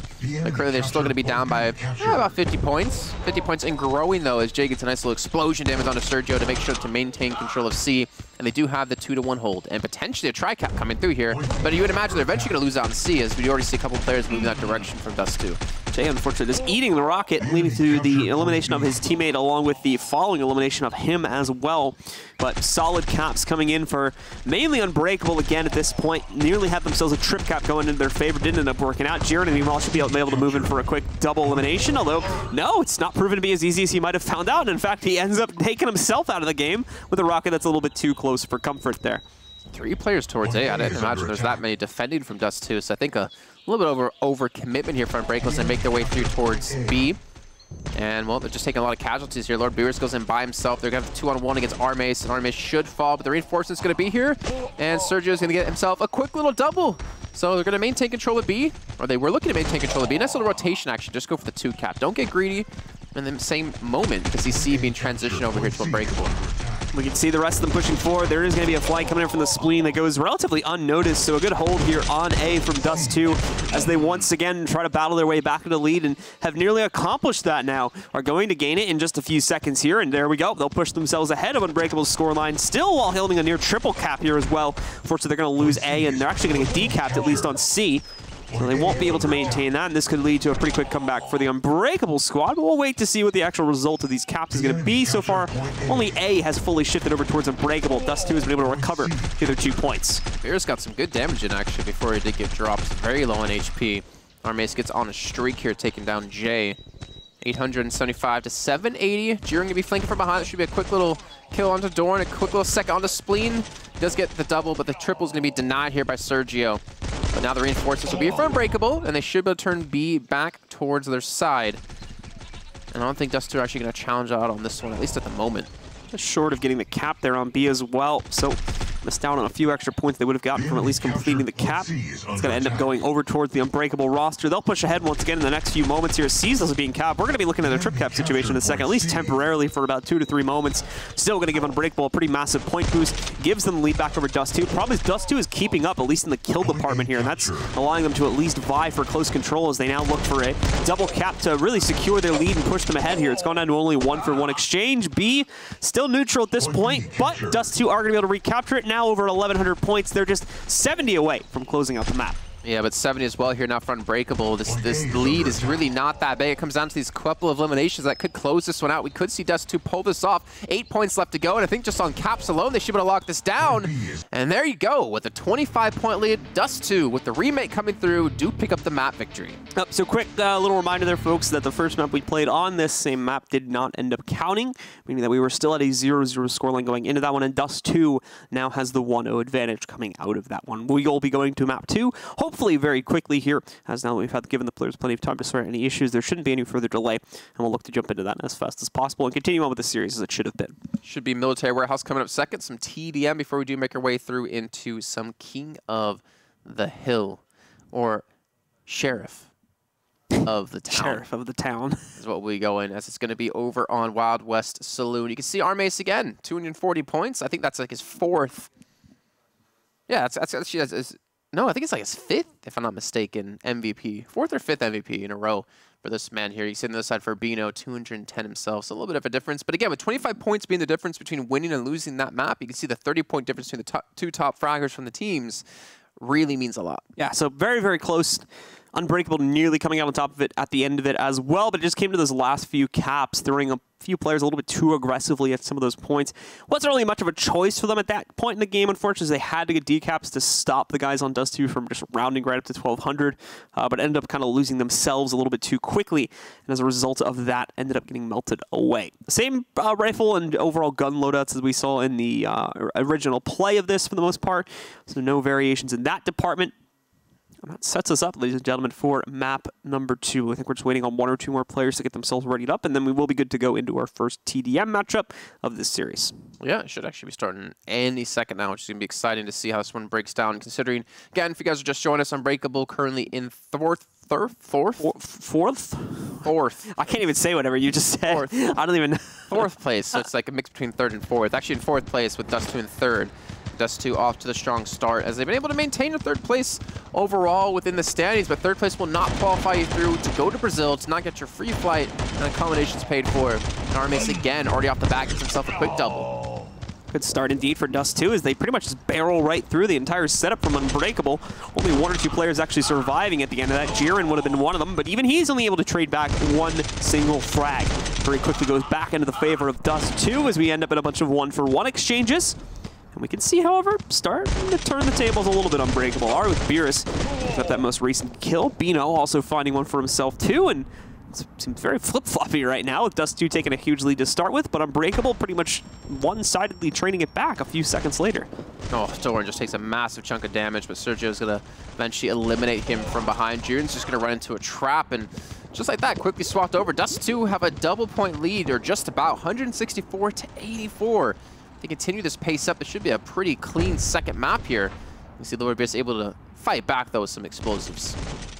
Sergio also, unfortunately, going to get overwhelmed here by the respawns from Unbreakables. They push their way outside of it. Jay going to continue his own conquest here, moves up for another quick takedown. I believe it was Armace right there. He gets another frag, actually, against Armace once again. And she's going to catch him out there. And in the meanwhile, we've got Sergio picking up one on his own, able to find Jay, eliminate him. The Spleen trying to sneak a quick rocket into the closet there, but doesn't end up working out. Jiren is able to take him down, and overall, though, it's still not making much of an impact for Unbreakable. Dust2 are still evenly trading things out at the end of the day, and most importantly, keeping that 100-point lead solid. Doran with a nice triple. Armace again, and like I said, that lead is just seemed to be going the way here, non-stop of Dust2. They're being super aggressive. Again, Military Warehouse, you could see a little bit of a passive play, and yet these teams are just constantly battling it out. I guess we're seeing actually, in general, just more aggressive play compared to the other TDM maps. And they should have a big man advantage here, but Armace gets another double just like that. This lead, is it going to just continue to grow like this? I mean, at this rate, this should be a 2-0 for Dust2. I mean, it's seeming like that's the case, because when we've had more even fighting, it's been like just constant one-to-one exchanges. We haven't seen outright wins going into the favor of Unbreakable for the most part, but Dust2 are getting away with double, triple eliminations every once in a while, and that's what's making the real difference here, allowing them to push ahead. In fact, they're now less than 100 points away from the win. Gosh. Now 70 with their most recent pickup against Lord Beerus. I think that was some like frustration out of Jiren. I think he just kind of like ran around the corner after the player who was retreated was able to do a lot of damage. He didn't even switch over to the long range shots. He was just going for shotguns in a long distance, and that's just never going to work out. And this should be Dust2. I mean, look at the point lead they have. They need one more point to close this out, and there you go. They do secure their second map here in this best of 5.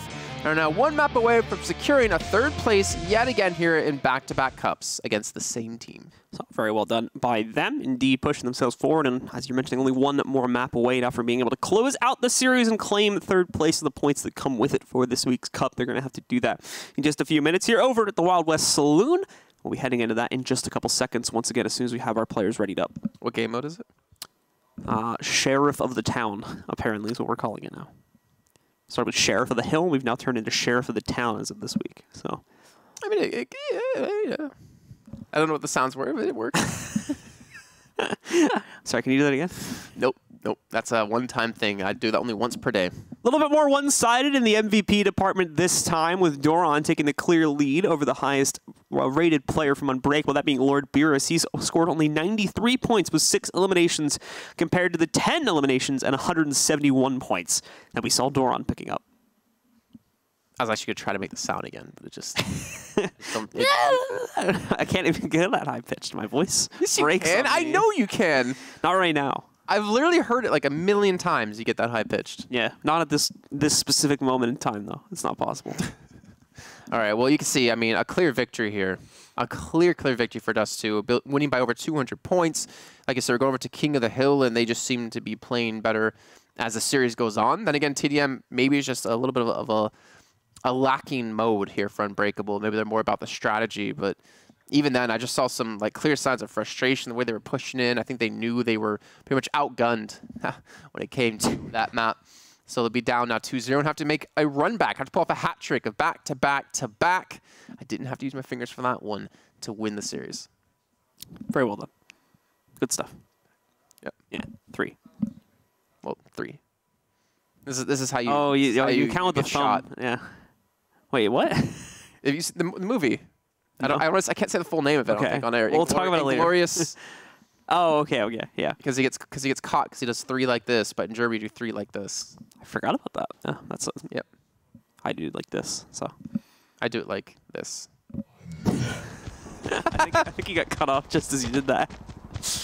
Well, you know what? Really unfortunate. It's fair because I think people would rather see the gameplay than see me making the OK hand sign and showing 3 fingers with it.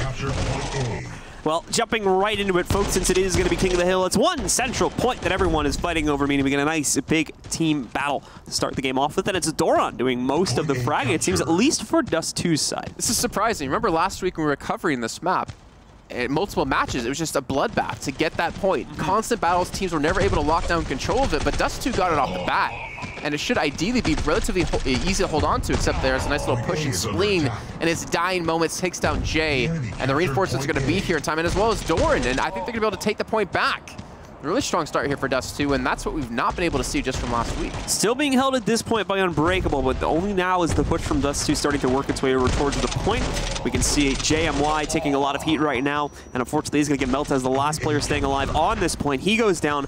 Armace going to go off point now, try to rotate back around, hold better position against the guys like Jiren to stop them from getting the decap. He'll actually rotate around the piano pretty effectively too to keep that going even further. Jane, meanwhile, up on the top balcony, is going to be able to knock one out, jumps in, tries to take care of Armace, but no, it's not going to happen. He picks up one more and manages to get himself on a streak in the process.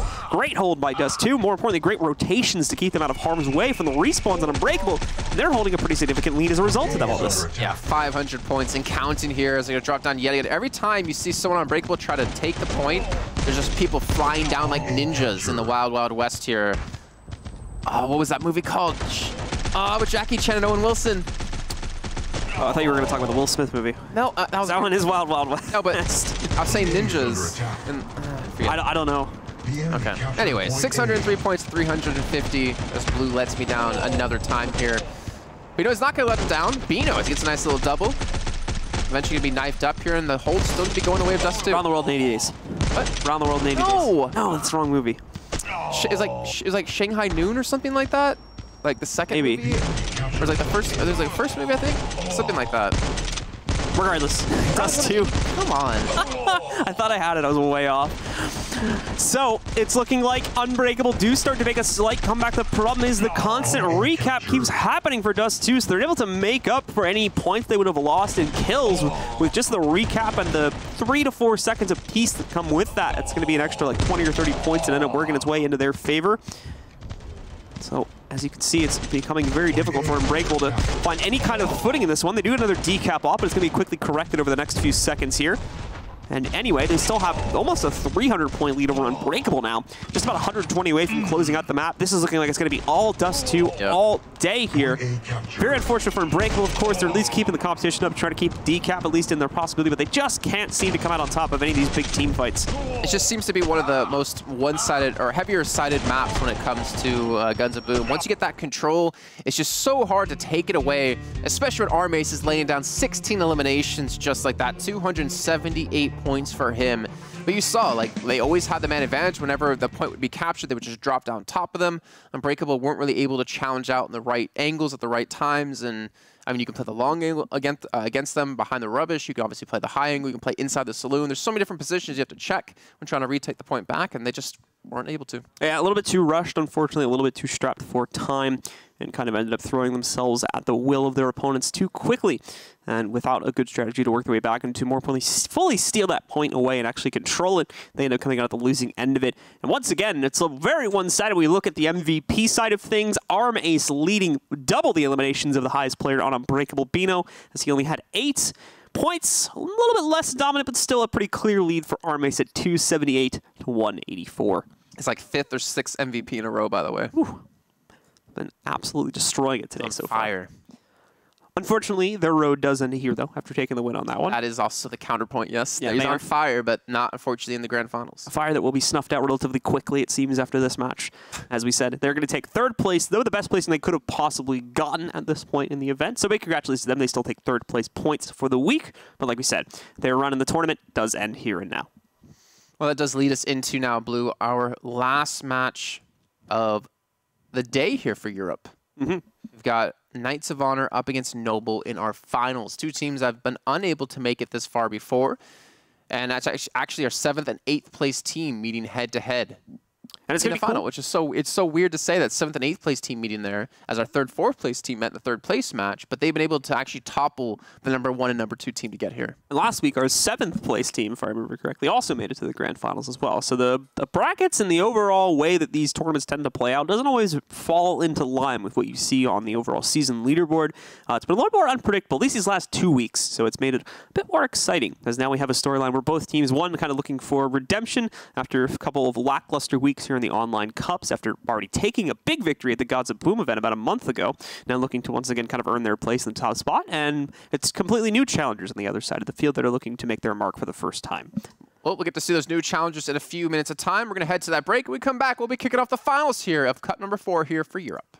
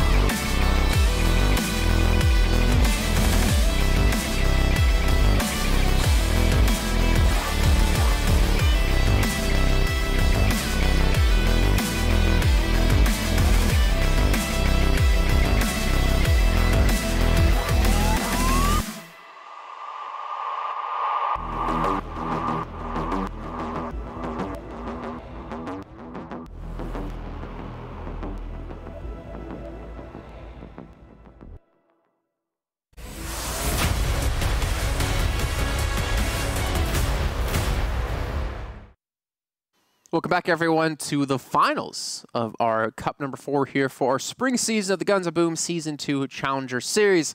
I am Jason Kaplan, not to be confused with Jeff. My first name is Jason, and this is Blue. Hey. Really, no smile? Nothing on that? What's up? Okay. The whole reason I said Jeff, just because... It's a bit of a meme, really. Between us. Yeah. Not. You guys wouldn't know it.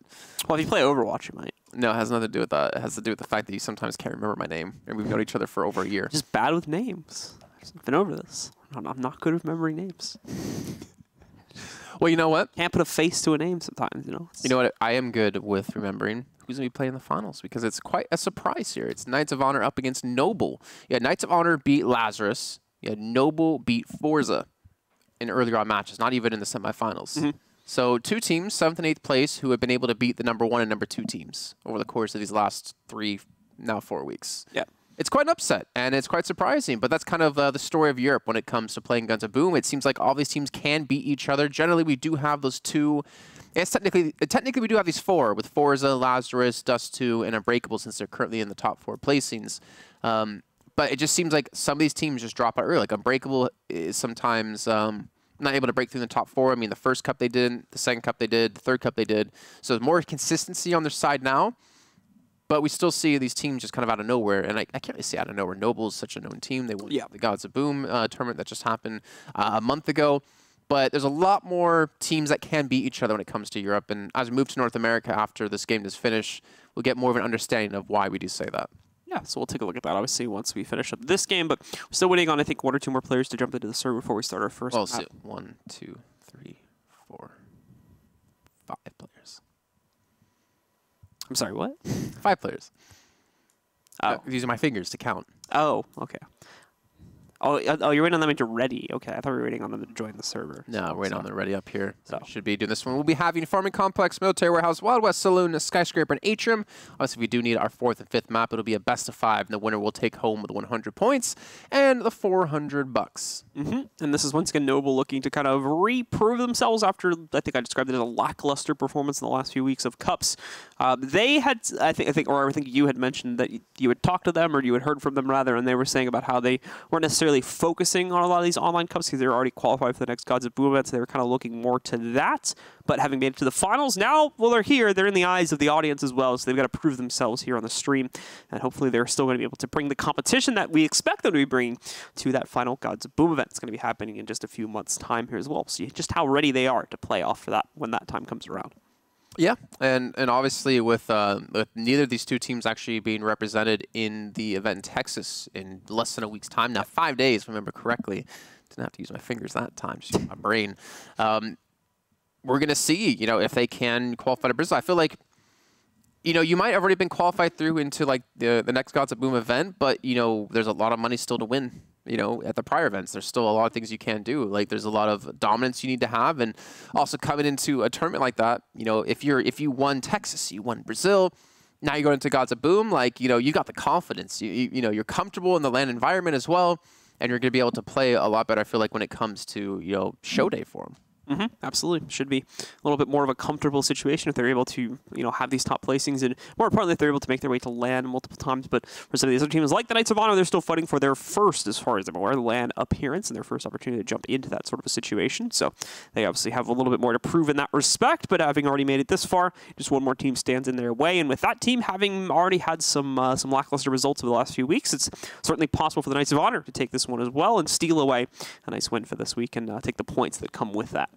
This is the first time they've actually made it through into the finals. You're talking about their first LAN event, potentially if they can make it to Brazil. First time they made it into the grand finals. First time they made it to top 4 within the spring season alone. So a lot of pressure on their shoulders, and I feel like a lot of pressure will be continuing to go their way if they do qualify for the LAN event. And that's something you can't really ever underestimate, is like the pressure you feel on LAN versus the pressure you feel playing at home. You're obviously not as comfortable. You're not wearing, whatever you wear when you're chilling at home playing.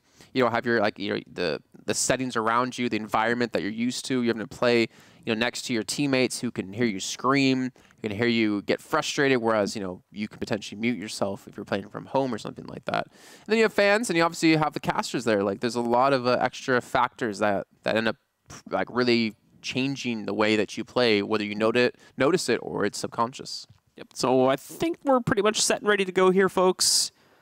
waiting on 1 or 2 more players, I believe, from each team to ready up, and then we are going to be good to go. There was some worries of ping being too high, but I think we've sorted that now, so at the moment we are just waiting for that final confirmation. And there those guys to ready up, and I think we've got it. So let's head in-game. Let's get the match started. Let's get the grand final started and see who our winner for this week's Cup is going to be on Yard before we hop over to North America to close out the day. All right, so kicking things off with Nokia off the bat.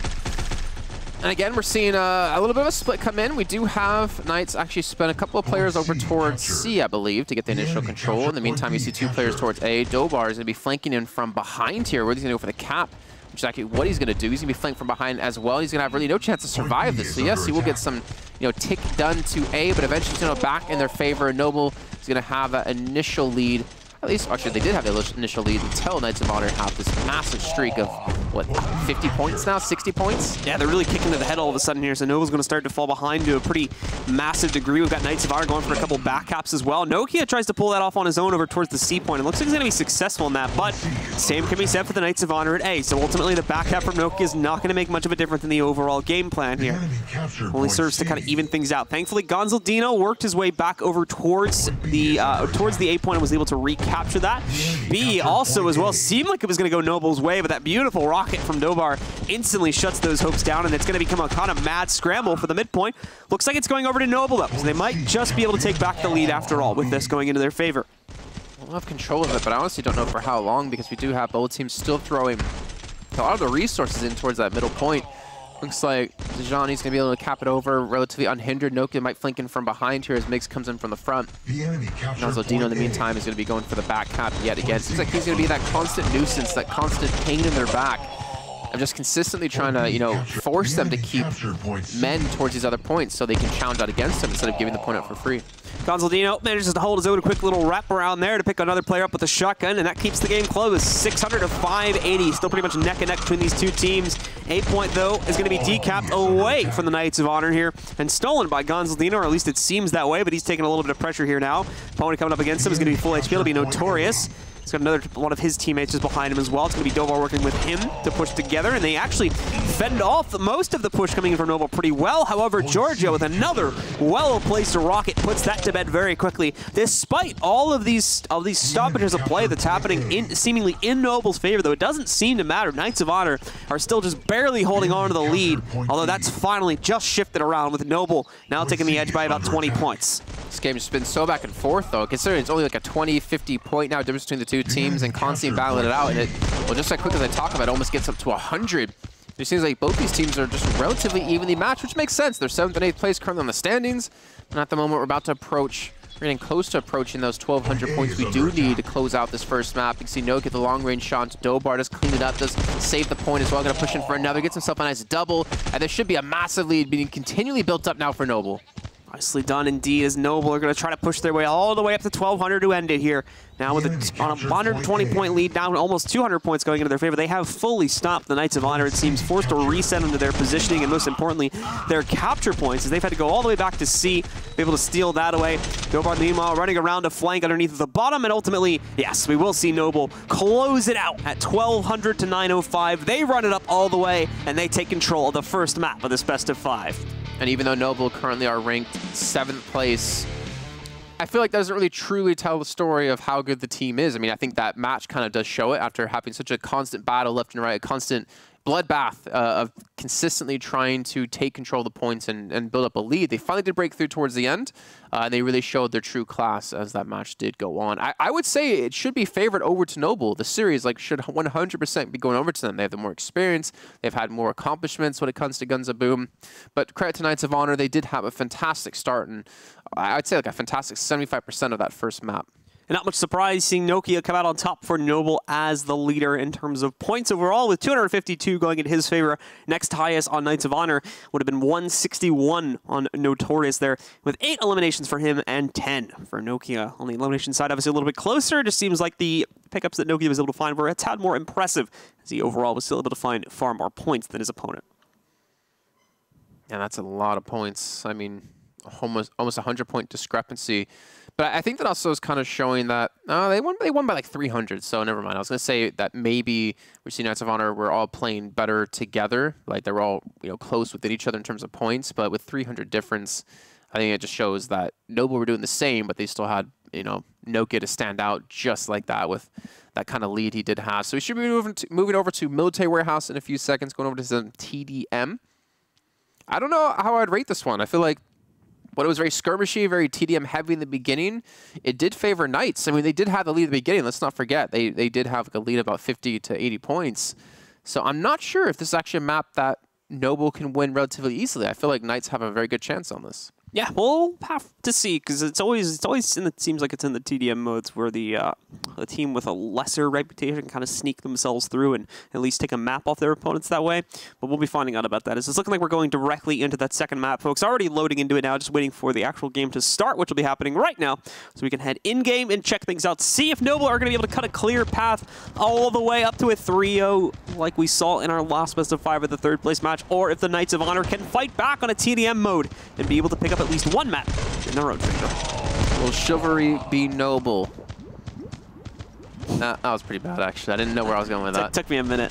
I got where you were going, but I still don't understand where you were going. Yeah, I don't. That makes two of us, to be honest. I just feel like saying it, and I thought once I say it, it's going to eventually lead its way to what I wanted to go off the back of that, but no, it didn't happen. So then we're left with us talking about this and not seeing that Noble currently have a lead. Nice little, okay, I wasn't saying nice little angle out of Dejani, but quickly gets dismantled by Gonzaldino, who just looks in for another one. The double shot comes in for T-Mac. And that's going to be a 10-point lead over to the Knights. And quickly turn back to 2 for Noble. Giorgio going to run into some issues there too as he's knocked out by Notorious. It's again a bit seesaw as we generally expect these TDM maps to start off with. The Knights of Honor have a slight lead, but it can still very quickly be made up by Noble in just a moment's notice here if they manage to get a double kill in their favor without it being traded back. Like that, we just saw from Nokia there. Gonzaldino also manages to pick one up too, so it is going to flip. Noble will take the lead by about 20 points over the Knights of Honor here. And overall, the Knights of Honor, it looks like they backed up temporarily. They've kind of reformed themselves and are looking to regroup before they push out once again. Well, Noble, in the meantime, since they've once they realized they had a lead about 20 points, they started to play a little bit more passive. Except for Mix, he's off getting these eliminations. Nice little 2-player combo with him and Nock. And him and Nokia are able, and Gonzaldino able to get the full squad wipe to come through in almost 100-point lead now for Noble. This is looking very, very good here. We've got the spawns coming out for Knights again, as it looks like they were fully wiped.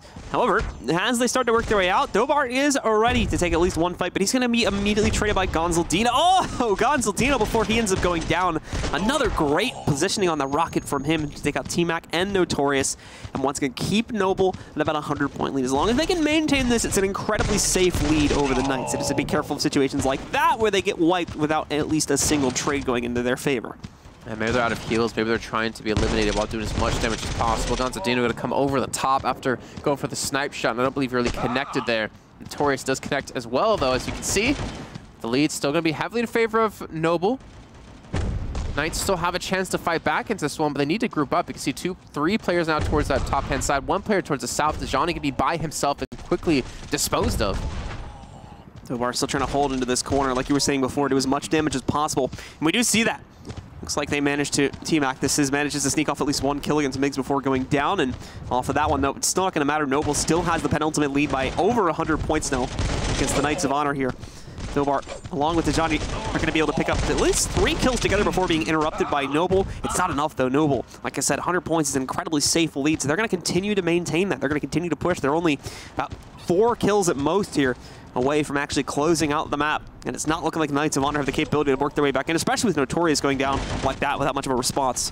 Yeah, I was looking for like a nice little flanking play, and there was possibility for them to come back. I mean, there was a possibility technically to come back from the 100-point difference if you were able to have a very clean play, but against a team of Noble's caliber, did not work out in the end. You can see they're 13 again for Gonzaldino, really standing out so far in this series. Yeah, absolutely. Some really good stuff from him.